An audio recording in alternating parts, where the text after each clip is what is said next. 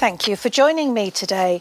I'm Heather Helder Darling on Let's Talk Property, Radio Reverb 97.2 FM and DAB.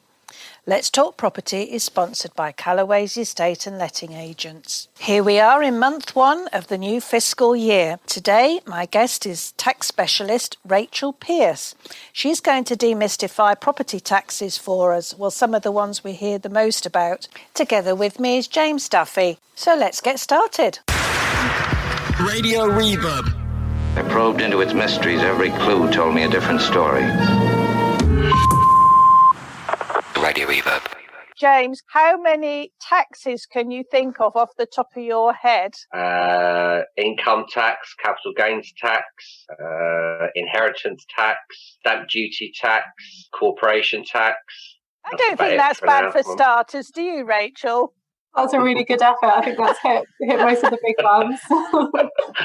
I think they're probably the ones that most of us are familiar with, aren't they? So, this is the sort of thing that obviously, Rachel, you're far more aware of than the rest of us, and you probably, how people struggle with them as well. But I believe there are more than 100 taxes, and I would really struggle to get to probably 10. But in your circles, obviously, you're very much aware of all of these, Rachel. So what we're here to talk about today, not just about whether a Jaffa cake is a luxury or a necessity, which I think is quite hilarious when it comes to whether you tax them or not. On the 3rd of March, the Chancellor set out his 65 billion 3-point plan as part of his recovery programme. Now, when I was doing a little bit of research, I found that in the last budget, he was looking to raise an additional 60 billion. So all that adds up. But first and foremost, I'd like to find out a little bit about yourself, Rachel, because how does somebody end up as a partner at a big company, Carpenter Box, specialising in tax? Where did this all begin? I'm fascinated to hear. Yeah, it's a good question. I don't think anyone ever plans to become a tax specialist. Definitely not as a child. It's not up there on the list of careers that we want to pursue, is it? But I think, wanting to become an accountant and work with numbers is relatively commonplace. And actually, when I started working in that kind of sector, it was always the tax that I was more drawn to, because that's, it's the cash that people are having to fork out at the end of the day. People are always quite interested in what their tax exposure is and how they might be able to mitigate it. And partly because of the huge volume of taxes that we've got and the enormous number of reliefs that we've got, I've always found the interaction between all the taxes quite interesting. It's quite challenging and quite engaging. So that's what, once I was in the profession and working for an accountancy practice, I was quite drawn to tax, and I have to say I still really enjoy it now as well. So when you were at school, a little girl at school, did you enjoy maths as a subject? Yeah, I did. I always had a thing for maths and also English.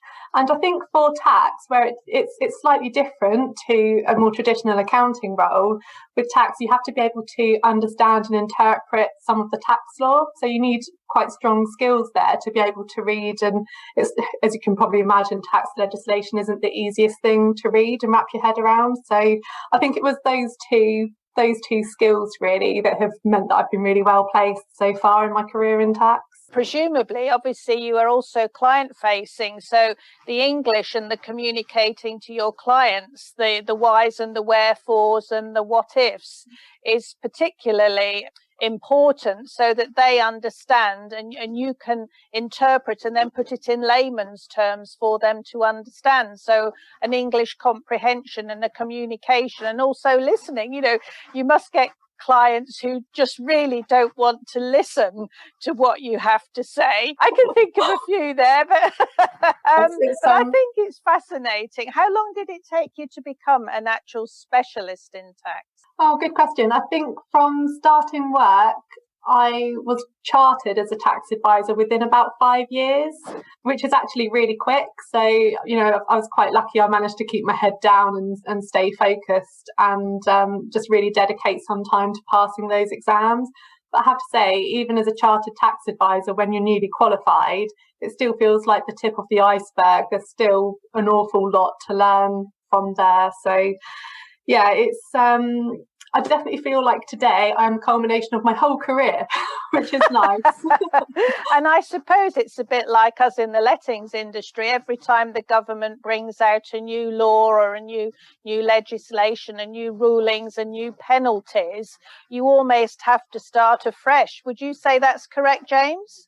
Yes, I mean, you have to interpret it. It's a bit like what we were talking about earlier, and explaining it to the client, and some clients get completely thrown by it, and you have to bring it right back down to basics again and try to, really build up to how it affects them. But and also with these different legislations, there's also sometimes a transition period which confuses the situation even more, both from a, potentially from a tax perspective, from a lettings perspective. Definitely, you could be running two different types of, legislation and policy in the interim, and people get confused about that. But that's what makes it interesting, and that's where the good people stand out. So, Rachel, when it's the budget, do you sit up all night going through all the paperwork, a bit like the BAFTA of accountancy? I think yes is a short answer to that. I mean, the budget speech itself tells us quite a little amount of information, and there's always the budget document which is released alongside, but even then the budget document itself doesn't go into a great level of detail about some of the changes which are being discussed, and they tend to be released over the next 48 to 72 hours. So yeah, it's more than just the one all-nighter, I'm afraid. It really takes an investment of time. And lots of coffee, presumably. Definitely. Oh, goodness me. So you just mentioned about, the changes. How has the accountancy industry changed since you first joined? I think the most notable change must be bringing the profession into the digital world. And we're starting to see that change at HMRC now as well, although I have to say they're slightly behind the curve. But I think everyone is a big fan of making some of these processes more automated, because it saves time for our clients if they're having to spend less time with their bookkeeping. It also saves time for us as well, because we've got, the skills. Yeah, so you've got the skills for digitally responding to clients. And in fact, that's a very interesting point, because, there's a huge amount of scams going on at the moment, and people keep being told, oh, never respond online because you'll always get a brown envelope through the door if it comes from HMRC. So in actual fact, what you're alluding to is there will perhaps be a change where HMRC is writing to us via email. And in fact, as an employer, we have a lot of these gateways and portals that we have to log into. So it's already happening in terms of business. We're already logging in to pick up our pay slips, for example. So much has changed. It's unbelievable. And we're the same, really. So much more is digital. But it's almost dehumanizing it a little bit as well, isn't it? We're all sat here now. Okay, we're on Zoom, but we're all able to see one another, to talk to one another.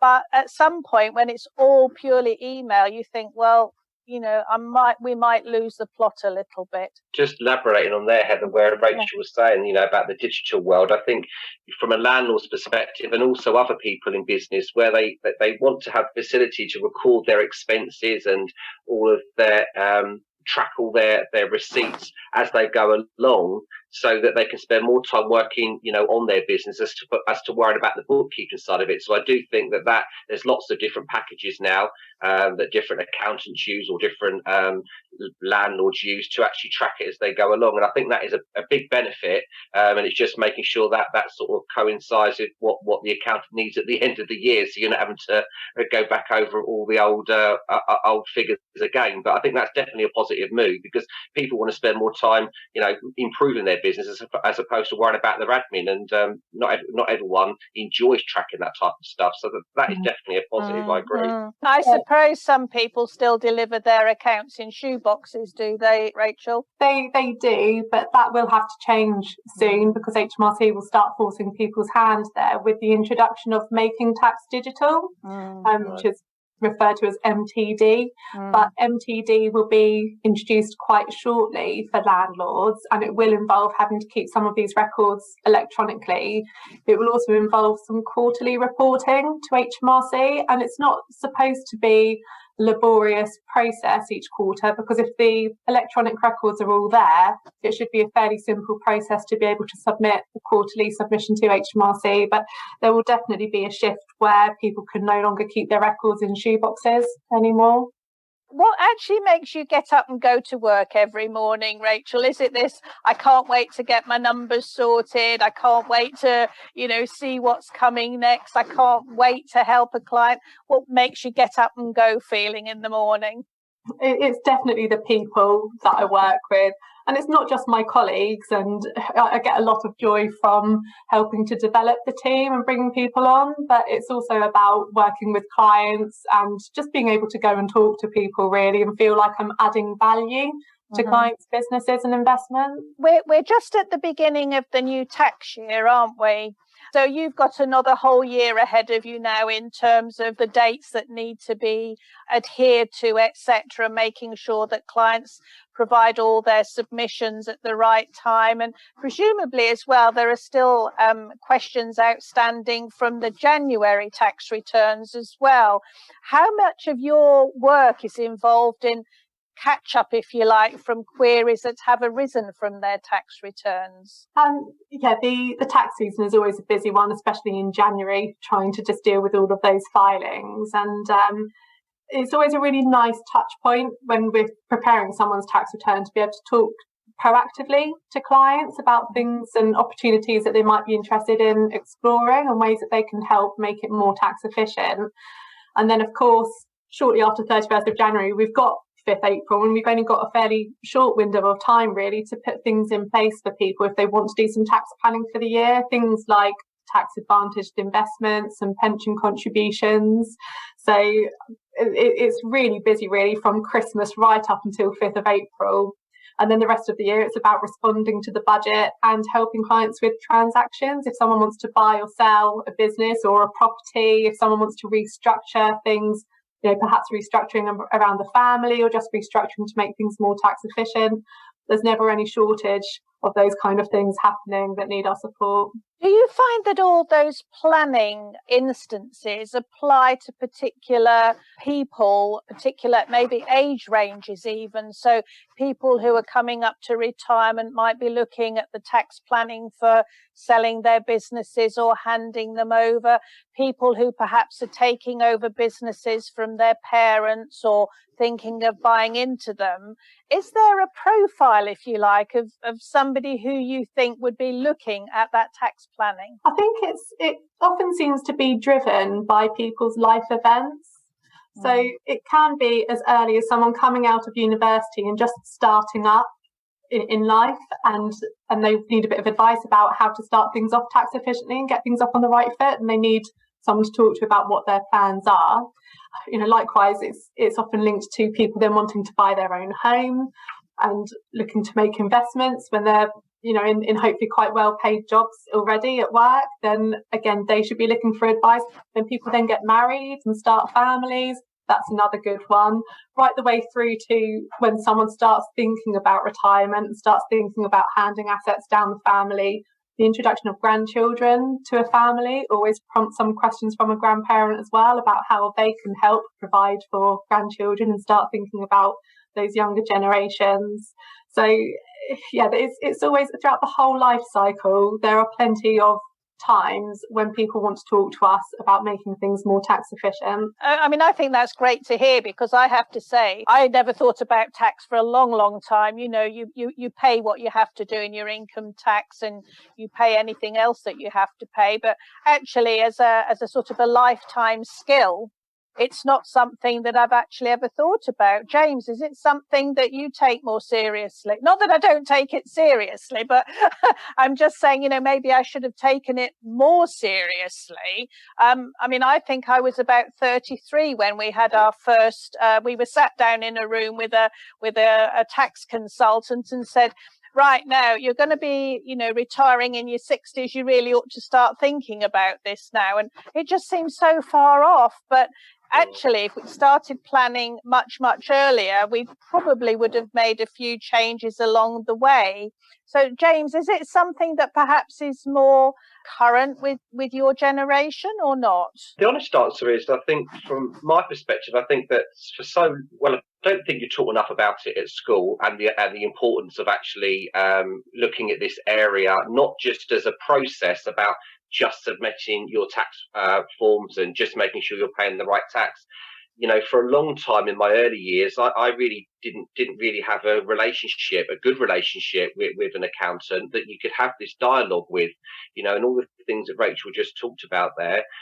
It's a shame that those opportunities, I think, get missed by a lot of people because maybe they're not connecting with the right type of accountant for different reasons, and so what you end up doing is just having this admin process with your accountant and not asking the right questions. And I think it depends maybe where you are in your career. A lot of people that started their self-employed route early are friends, and that they tend to be they ask a lot more questions earlier on because obviously they're looking at their business structure. When people are employed and maybe just have, you know, the odd buy-to-let or maybe no buy-to-lets, but looking at their sort of pensions, they tend to not touch that subject as much. So I think there's a lot to be said about really understanding the whole approach that you can have with an accountant, not just the sort of returns and bookkeeping element. And that's why it's good to raise the profile on these type of, you know, radio shows and that, so that we can hopefully reach out to people that could think, oh, actually I should have more of a chat really, or find someone that I could have a better relationship with. And I think that's one of the huge improvements in the industry itself. I mean, as you said, you used to just see your accountant maybe once a year to sign off your paperwork. But now, of course, accountants are holding webinars and they're sending out, you know, information via email and fact sheets and all sorts of things so that you can actually engage with them, which I think is a terrific advantage. But anyway, we were going to talk budget and property today, which I think is something really up your street, Rachel. So the budget held on the 3rd of March, I think it was. It seems a long time ago. Yeah. Any surprises to you, Rachel, with the budget? There were some surprises for property specifically, with the stamp duty land tax holiday being extended. I know there had been a lot of lobbying and a lot of calls for that to happen so that people weren't caught kind of unwittingly by just not being able to complete on their transactions soon enough. But the Chancellor had always indicated that there wasn't much appetite for extending the SDLT holiday. So it was great to see that it was extended through to July and then continuing at a slightly lower level until the end of September as well. We also had some changes for companies. So the corporation tax hike, which is due to happen in a couple of years' time, but also coupled with this super deduction for companies that are investing in new plant and machinery, which was quite interesting. But I have to say, one of the biggest surprises for me was the lack of changes to the capital gains tax regime. It had been quite widely rumoured that capital gains tax rates would be on the increase, and that would be used to help in part pay for some of the measures introduced in response to the pandemic. But from that budget, there didn't seem to be any changes at all in terms of capital gains tax. It would be really interesting to see whether that's one to watch, as I suspect it will be, and how they might look to raise the rate in the future or restrict some of the capital gains tax reliefs in the future, or potentially a combination of the two. This is the world of Radio Reverb.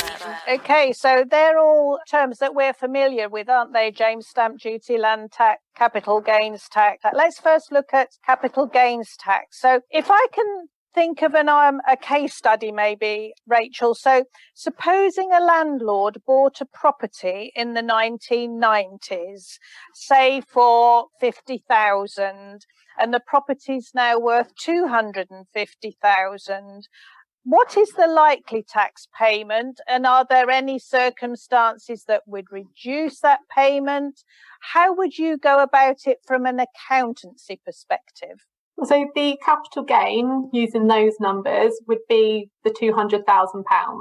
Right. So what's the profit essentially that's being made on the sale? So assuming that there aren't any capital improvements that we can take into account, and if there had been a big refurbishment of the property and some structural work, things like that, would be able to take those costs off the gain. But assuming that there aren't any for now, there's a £200,000 gain when the property is sold. And the main rate of capital gains tax on residential property is 28%. So if we applied that 28% to the whole £200,000 gain, it would be a £56,000 tax liability. Now, there is an annual exemption. So actually the first 12,300 would be exempt from capital gains tax anyway, especially if there aren't any other sales of assets or any other gains made in the same year. And it's possible if the person selling the property's got some of their basic rate band available, that they might pay tax on a small amount, a fairly modest amount for that kind of gain at a lower rate of 18% instead. So there's definitely a calculation to be done there to make sure that we're using the annual exemption, we're paying the right rate of tax, whether that's 18% on some or 28% on all of it. And then we can also take a look at any reliefs that might be available. So relief would be available if, for example, the person had lived in the property. So even if it had been a rental property for 10 years, for example, if they'd lived in it before then, they would get some relief for the time that they've lived there. If it's a commercial property, then they'd also get some relief if they've used it in their business, potentially. So that's, again, another thing to consider. And they could also get some relief for any capital losses that they've realised. If they've ever sold anything at a loss before in the past, they might be able to reduce that capital gains tax again. So those are really the main kind of reliefs that apply to properties. It's always worthwhile considering them. I mean, certainly I've had a couple of clients saying to me, oh, we've just had our property valued and we've got a huge capital gains bill to pay. Should they be worried about it? Obviously, if they come to somebody like yourself who knows which rules to apply. But if you've made a capital gain of that amount, then surely you shouldn't be worried about it. If it's been a rental property with rent that you've been paying your tax on as well, you have had an income from that property along the way. But James, have you had clients asking you the same questions? A bit like what Rachel touched on at the beginning, there was a lot of worry about what this budget may have in store from a capital gains perspective, and people have been asking more questions around it. And obviously, we have to direct them to their own accountants because obviously every individual circumstance is different. But people are being a lot more tuned into it and thinking about, what does it mean for them? What people tend to ask is, they talk to us about value, as you touched on, Heather, and they also talk to us about, because we talk to them about what they potentially can deduct from their, tax returns each year without being given too much advice, and they then start to talk about what other things they could offset against their capital gains, which becomes a different type of conversation, which again goes back to an accountant. But what the frustration within the sort of industry would be about the capital gains tax per se is that there is a chronic shortage of buy-to-let stock, and when there's a shortage, rents go up because it's a supply and demand situation. So I think there was a sigh of relief that they didn't hit the capital gains tax area, because I think it's going to have an adverse effect on the buy-to-let market, and probably more so around tenants. Yes, the landlords or the property owners are going to be affected, but if tenants end up not having enough property or having to pay more rent on the ones they do find, that isn't going to be good for society as a whole. So hopefully they keep that a little bit balanced, really, because those particular properties are providing an important source. And I always just say to the clients, because one thing they do trip up on, which Rachel just spoke about, is that some landlords don't realise that they can't sell two assets in a particular year without losing. You only have one 12,500 exemption. That's the word, yeah. And they think, well, they'd sell two now because they want to take advantage of the stamp duty holiday, and they might get more people buying their property, not realising actually that could have a financial negative impact on them. So it's very technical, and people, it just comes down to people need to talk to the right people, but there's a lot to talk about it. Yeah. For many people, it's quite a nice problem to have in a way, isn't it? If you've made a big gain on a property that you're about to sell, then, happy days, because you're making this money on the sale.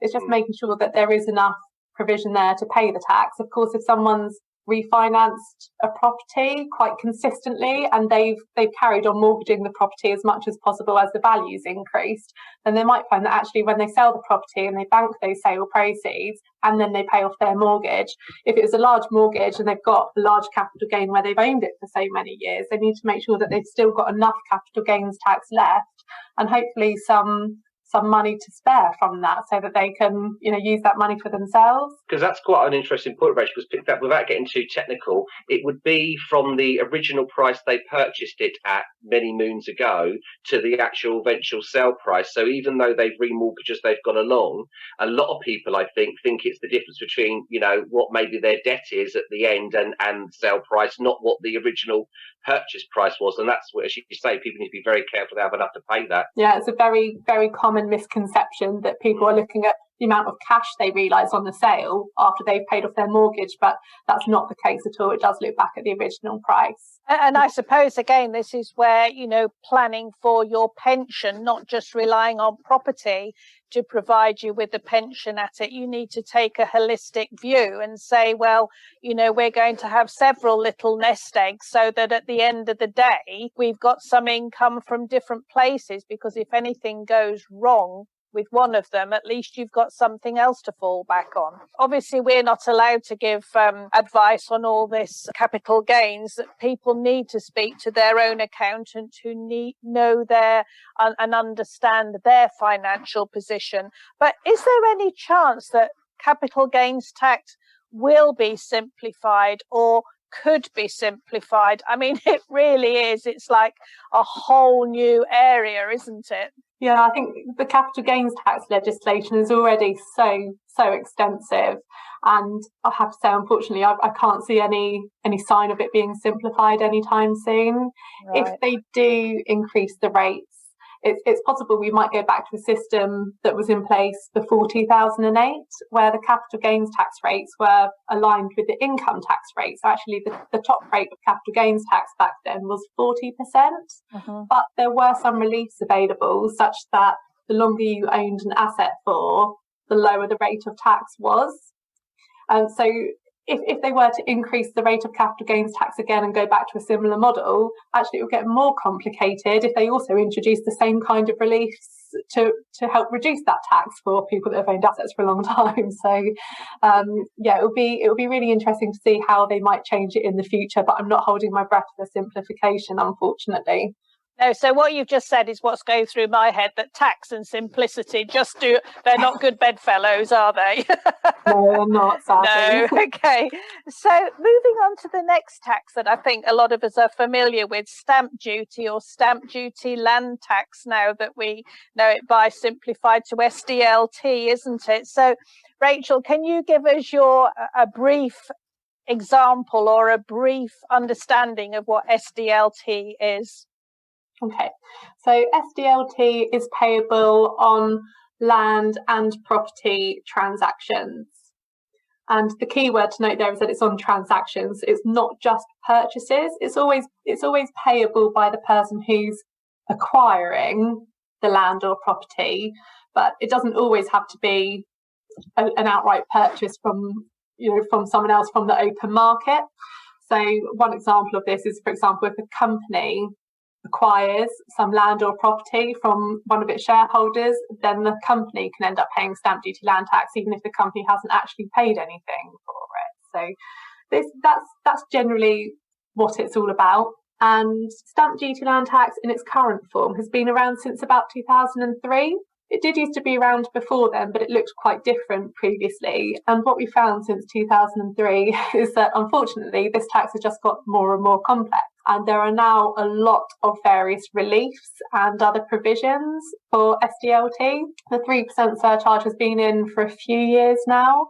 And they've also just introduced from this April an extra 2% surcharge for non-resident purchases. So if an overseas buyer purchases some UK residential property, they'll be paying an extra surcharge as well. And it's just another really good example of how they keep adding to this tax and making it more complicated. The government has to fill its pockets again. So I suppose in a sense, we're a nation of property owners and landowners. So we could be seen as easy targets. Is that a correct analogy?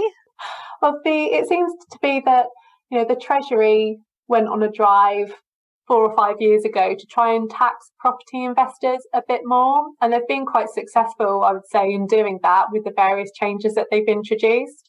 And I wonder if it's against the backdrop of the fact that property investments tend to have performed quite strongly in recent years. Mm-hmm. So perhaps that's why they've decided to take a slightly different view. And also I'm sure there's an element of trying to free up houses for homeowners and first-time buyers as well. So it all gets quite complicated and quite political, but yeah, it raises a lot of billions every year as well, doesn't it?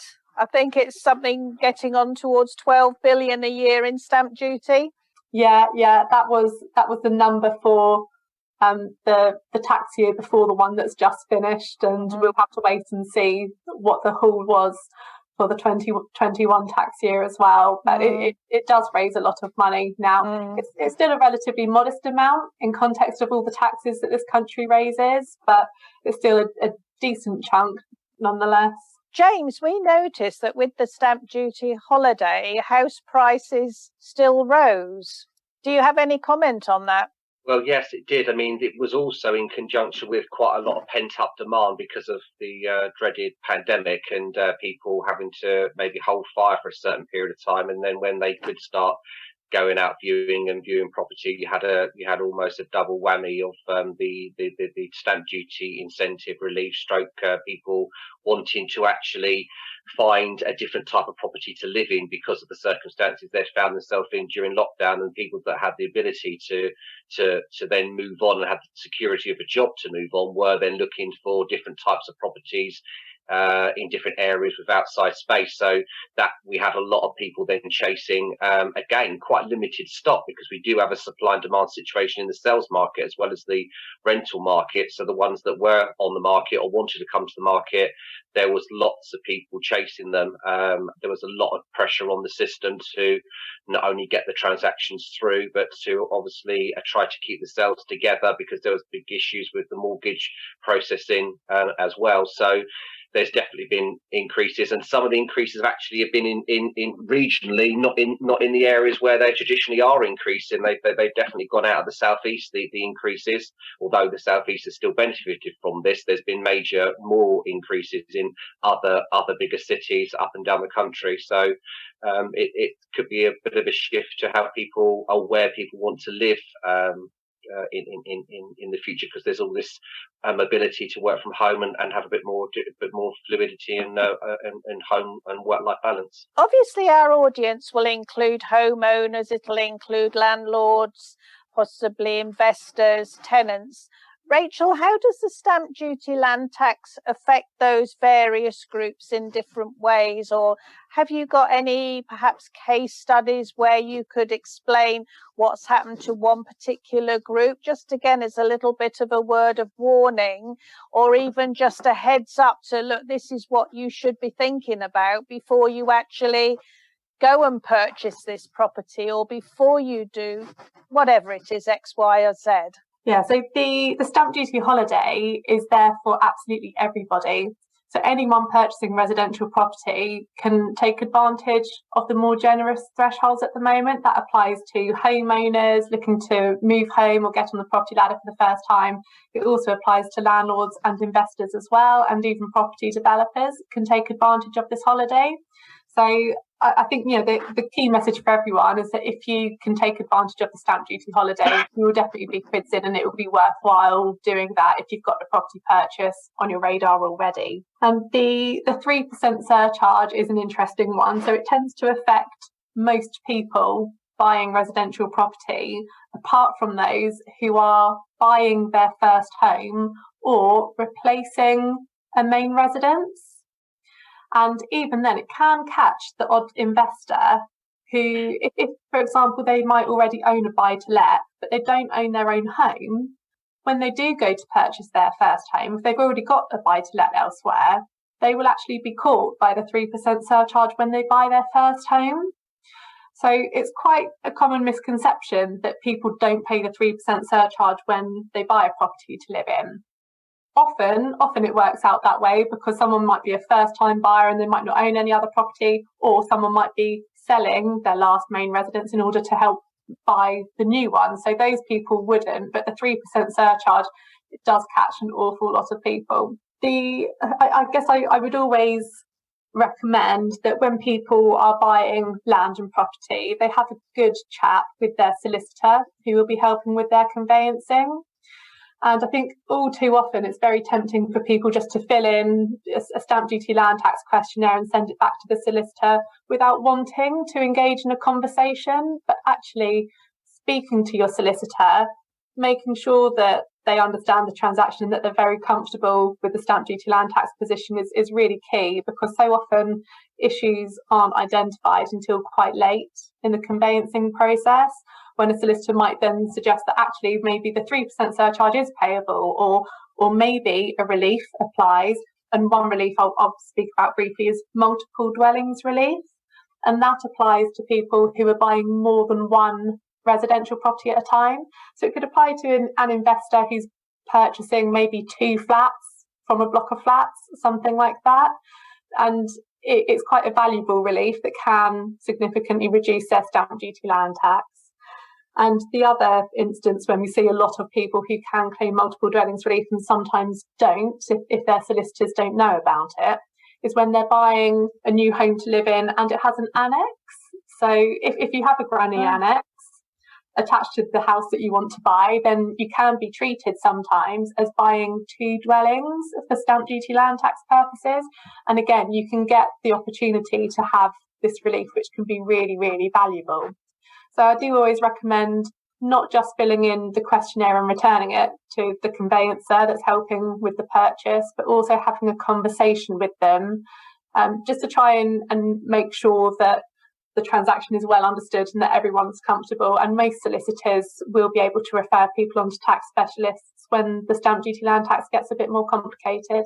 I suppose it's like anything really. If you don't know what you don't know whether to ask it or not. Yeah. And the problem is that very often things just sort of truck along, don't they? And you get involved with something, and before you know it, you've actually forgotten to ask the question, or you failed to ask the question, and of course you're too far down the line then to backtrack. Yeah, I think this is where you need to be sure what you're doing right from the outset. And it's all about research, isn't it? It's all about preparing for the sale. James, is there anything that we can do to make people more aware that perhaps this is what they ought to be questioning and asking of their solicitor? And have they already got an accountant before they launch into the buying process? Yeah, I mean, I think that definitely there's more work that can be done. And I think it starts actually a step further than that. And it should start with someone's mortgage advisor or financial advisor who is mapping out how they're going to fund the transaction before they even get to a solicitor stage, to establish if they've identified what stamp duty is going to be payable on their purchase. And there is a lot of problem in the industry where estate agents over the years have sort of been pushing the financial services arm when they're trying to register people. And it's been seen as being pushed for the wrong reasons. But actually, there needs to be a bit of a shift to, it's not about actually trying to sell something. It's about everyone ensuring they've got the right information at the very early stage before they go on and fall in love with the property they're going to go and view, or commit to give notice on a house that they're living in without realizing that actually the figures don't stack up. So it's trying to get people to understand that appointment about the financials, which coincides with the taxes as well, is absolutely vital, and not to be seen as some kind of taboo meeting or subject, or disregard it when someone tries to advise them. They should have that conversation. Yes, I think the whole process needs to be a lot more joined up and cohesive, and people need to be open to listen and take on board these things that could financially, it could scupper the deal. It could get to a stage where they realise that they've actually, that example that Rachel gave right at the beginning about, someone that's got a buy to let but hasn't got their main home, all they see themselves is as a first time buyer because they've never actually moved into a residential, but there could be a consequence, and it's understanding that earlier on. Yeah, and it's a little bit of that, marry in haste, repent at leisure. It's a little bit about buy in haste and repent at leisure, really, isn't it? Especially as you've got HMRC and all those sort of authorities coming after you if you haven't done it properly. It is sometimes possible to plan around stamp duty land tax issues with enough notice. So if someone finds that actually they've got a buy-to-let investment already, but they're purchasing their first home, they don't want to pay the 3% surcharge on their first home, which might be quite a valuable property, they have opportunities that they can explore with their buy-to-let investment, which might involve things like transferring the property ownership potentially to a company, and just exploring some of those kind of opportunities. If they're done in advance, then it can often be possible to plan around some of these issues with enough notice, but it's rarely possible to do much with it. If you've got an 8-week window before completion, it's usually too late, especially if mortgage lenders are involved. It needs to be thought of early in the process. I definitely agree with James. Radio Reverb. Can we move on to landlords now? I mean, obviously, we're very much involved with landlords and tenants. The tool for landlords to buy properties using companies rather than it being in their private names. Can you just take us through what the advantages of this are? And there's bound to be some disadvantages as well, Rachel. So perhaps you can explain to us in simple terms how that works. Yeah, this has become really popular and really tax efficient over recent years. And the drive towards buying investment properties in companies has mainly come about from the mortgage interest relief restrictions that have been introduced for individuals.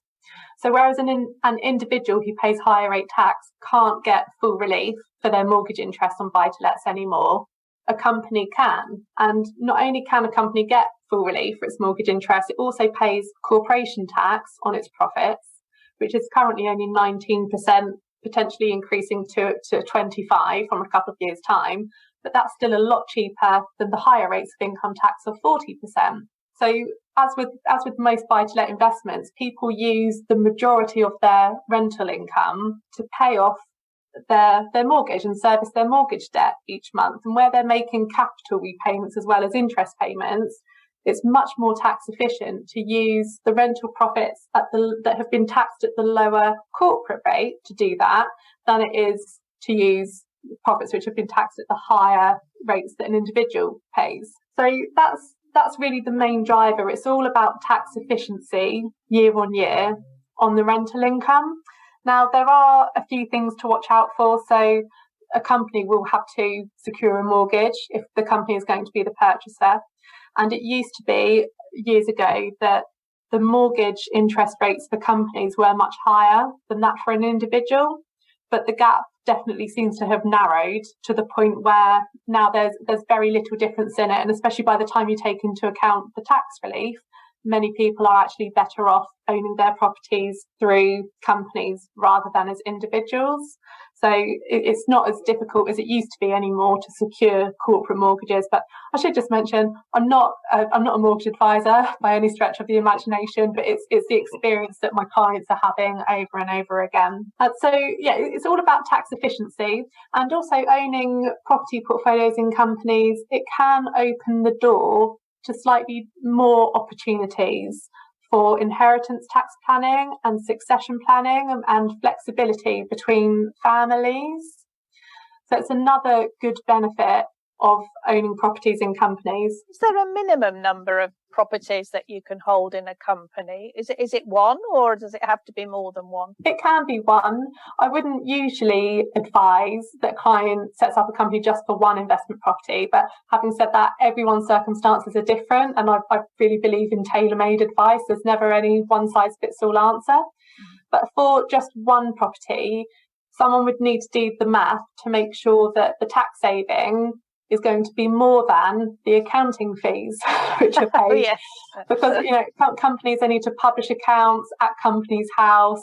They've got more admin that they've got to do, and the professional costs are just higher. So it would be a total waste of time if it's more tax efficient for one company, but you spend all of that lovely tax saving on your accountant's fees, and it's just not worthwhile at that level. So it tends to be, for people that have got 2 or more properties, it tends to be worthwhile exploring a company or someone who's maybe buying their first investment property and they plan to use the profit and roll it up to help fund, the deposit for their next property purchase. So those kind of people, there are some quite complicated rules around if someone wants to transfer their existing property portfolio into a limited company. In order to do that tax efficiently without triggering a lot of tax costs, they tend to need quite a good number of properties. They need to be spending at least 20 hours a week looking after their property portfolio. So again, that's more than just 1 or 2 properties. It's more like upwards of 10 properties. But I think transferring properties to a company is a conversation for another day. No, it is. But, we see different types of landlords. Obviously, you get the accidental landlords who perhaps inherit a property and, they deal with it in the normal way that lots of people would do if they just inherited a property, and perhaps not planning for more to build up a little portfolio for later on in life, which actually could be, it could be 2 to 5 to 10,000 pounds income a month if they wanted to do investor landlords. And I think this is the thing, landlords come in so many different guises that, as you said, no one size fits all, and it has to be custom made. But unless you put these options in front of them, and say, oh, you're buying your first property, excellent, what are your plans from moving on from here? Well, what do you mean, what are my plans? Well, are you planning on adding any more? Because if you're doing that, then we can suggest A, B, C, etc. So I think a lot of this comes down to planning. Would you agree, James? Yes, I do. I mean, I think there's a shift just generally about wanting there to be more of a professional landlord strategy anyway, and I think that this is one element of it where the landlords will fit into that. But I think people hear that about the Section 24 and the fact that they can't no longer claim the mortgage interest annually, and then they think that the answer is to go into a company structure. And as Rachel said, if they've got their properties already in privately named situations with mortgages in those private names as well, it's not always that's not the answer to everyone's prayers about getting this tailored advice. And it comes a bit down to when you're going to buy your first residential property, let alone your first buy to let, you have to sit down and go, what's my strategy? Am I going to add to the portfolio? Is this an exit strategy? Is this a succession planning situation with inheritance with my family? Where am I going with my whole portfolio here? And then when you can give your accountant that view, then they could definitely give you the strategy that sort of might work for you. Just touched on one thing there, Rachel, because you touched on the fact that when people are in limited companies, there's obviously more costs involved, which obviously makes sense. But you also said earlier there's going to be some kind of introduction to quarterly submissions. Again, that's not just to do with company structures. That is just general buy-to-let landlord returns. Is that potentially coming in as well? Yeah, that's right. So in the fullness of time, it will affect individual landlords too. And I think it's been delayed on a few occasions, especially due to Brexit at first and then the pandemic. So we haven't had these rules for landlords come in just yet, but I feel like they're just around the corner now that things are perhaps starting to calm down a bit more, and they will affect all property landlords. So there you go. That's another cost, regardless of what structure you're in, that people have to factor in. Yeah. So this sort of brings us on to all the rumours around what's going to happen. I mean, we know that VAT submissions are going to be more frequent as well. So any delays in tax increases is highly unlikely, I would say, from our conversation today. We have to raise billions to fill the coffers again. But do you think, Rachel, that we can also make cutbacks, we can freeze tax allowances, we can tighten other limits? Is the government likely to sort of do a little bit of a payoff, if you like, by relaxing one area but increasing another, so we feel as though on the balance of things, we've not done too badly? It's really, really difficult to say. I mean, traditionally, whenever they've taken that kind of approach, they've raised allowances and thresholds, which obviously helps to support people with lower income levels, and they've then taken the same amount of those that are earning more money. So yeah, whether or not they feel that the same approach is needed in the future, we'll have to wait and see. We've already seen the freezing of some allowances in the last budget, and actually the annual exemption for capital gains tax is a really good example of that. They tend to put it up every single year, but they chose to freeze it this year. It's the first in quite a while that we haven't had any increase at all. So I think that process of freezing allowances has potentially already begun, albeit for the capital gains tax exemption, it only affects investors. It doesn't affect people who are working as such. So, yeah, it will be, I think it will be some time before they start to introduce new relief. As an accountancy firm, I mean, obviously you have to put an awful lot into place to be able to advise your own clients. Do you get sort of snippets of information coming from the Chancellor's office so that you can prepare in advance? I mean, I'm sure they can't tell you, but there's always little rumours come out, aren't there? So do you hear of anything that perhaps may be on its way? Only if you're allowed to tell us, by the way. Don't give away any secrets. No, that's fine. I'm more than happy to talk freely about it. So the Treasury would always be quite tight-lipped when it comes to tax hikes, because they don't like people to be able to plan around them. Sometimes you get a little bit of notice that they're about to cut back a relief or that they're about to increase the tax rate, but usually they try and play their cards quite close to their chest when it comes to those kind of things.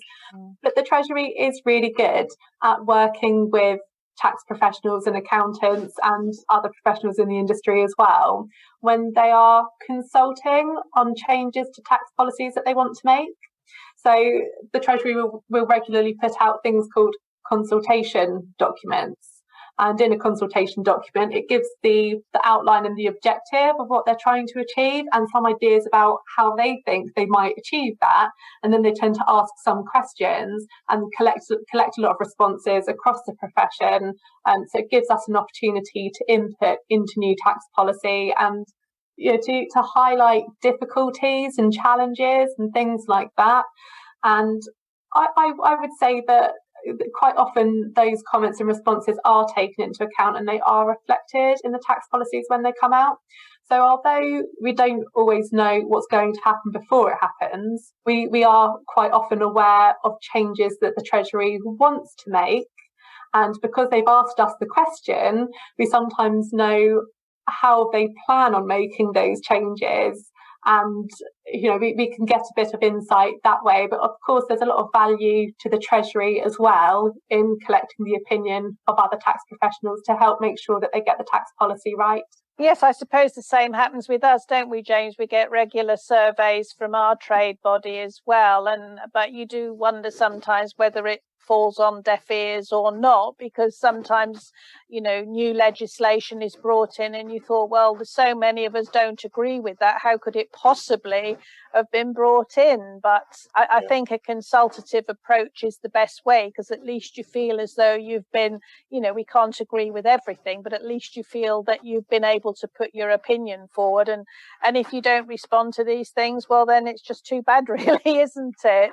Just to, the time has absolutely rushed by, but I'm going to ask you a question now, Rachel. So imagine tomorrow that you wake up as Chancellor of the Exchequer. What would be your first 3 steps to simplify tax and the public's understanding and acceptance of these new taxes that you may have been bringing in? I mean, here you are, Chancellor of the Exchequer. What 3 steps would you take? Yeah, I love this question. I've got no shortage of ideas. To help simplify things, my personal bugbear is the way that national insurance is treated so differently to income tax. And national insurance is actually really complicated. And so often people, and I think of many of my friends here, they don't think of national insurance as a tax. But that is exactly what it is, just by a different name. So I think to make it simpler, I would abolish national insurance and I'd introduce a rate of income tax, which, you know, encompasses the whole lot. So there we go. I've completely got rid of one tax. I'm just going to add that to the first bit when we first started talking about taxes, national insurance. Lovely. I love one that down. And the other thing that I would do is give HMRC a little bit of a revamp so that HMRC are in a position to provide some basic tax advice to taxpayers. And the amount of times that I speak to new clients these days, and they'll tell me that they tried calling HMRC, they tried to get an answer from HMRC, but they didn't know, they couldn't help them, and they definitely didn't feel they were able to rely on anything. I think that HMRC should be able to provide a bit more of a public service other than just collecting tax from us. They should be empowered and upskilled to be able to provide some basic tax advice to clients. And not a suggestion that HMRC should spend hours providing detailed tax advice to anybody, but just to be able to offer a bit more than they can currently. And I put in my penny's worth there. I'd like a thank you when I pay my tax. Oh, I like that. Yeah, just thank you for paying your tax. You know, you've been paying it now for over 30 years and you're still paying it and you never get a thank you. That's a very good point. Yeah.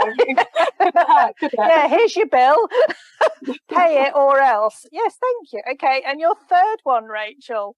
The third one would be that something that James was talking about earlier as well. I would actually want to put something to do with tax on the syllabus for high school students. I think that everyone should have a very basic understanding of what tax is, why it's important and how it works. And I always think back to when I got my first job when I was 16, I took some money out of my bank account and I wanted to put £20 back in a week later. But I thought that tax was collected through my bank account. And I thought if I put the £20 back into my bank, I'd pay tax on it again. And at the age of 16, I came out of high school with good grades, but I really didn't know any better when it came to tax. And I just look back and think, you know, how little did I know? Why shouldn't everyone come out of high school with just a basic understanding about how they're going to be taxed? Because most of them will be paying tax, you know, for the rest of their lives, if they like it or not. Most of them will be within the UK tax system, and it should be an essential part of education. Well, it's those life skills that we talk so much about, aren't they? I mean, I can remember doing compound interest years ago, but I mean, I don't remember actually ever using it, but at least I can do the calculation. But that's brilliant. I love your 3 steps to simplify tax. James, we like those, don't we? Yeah, you've got my vote when you put that to Parliament, Rachel. Yeah, I'll be there on the Treasury Day. Wonderful. Rachel, I really would like to thank you for joining us today from Carpenter Box. Where can we actually find you if we want to get in touch with you for advice on tax specialisms? Certainly by the sound of it, anything to do with property taxation. Where can we find you? I think the easiest thing to do is just to take a quick look at our website, which is www.carpenterbox.com, and we have several sections on there which are all split down, so it depends on any individual's needs. They'll be able to find from the website quite easily who they could contact, and we're also on Twitter and Facebook as well. Thank you to my guest Rachel Pearce of MHA Carpenter Box, and also thanks to James Duffy for joining me on today's show. If you'd like to hear it again, go to my podcast, which you'll find on LinkedIn or Twitter or Instagram.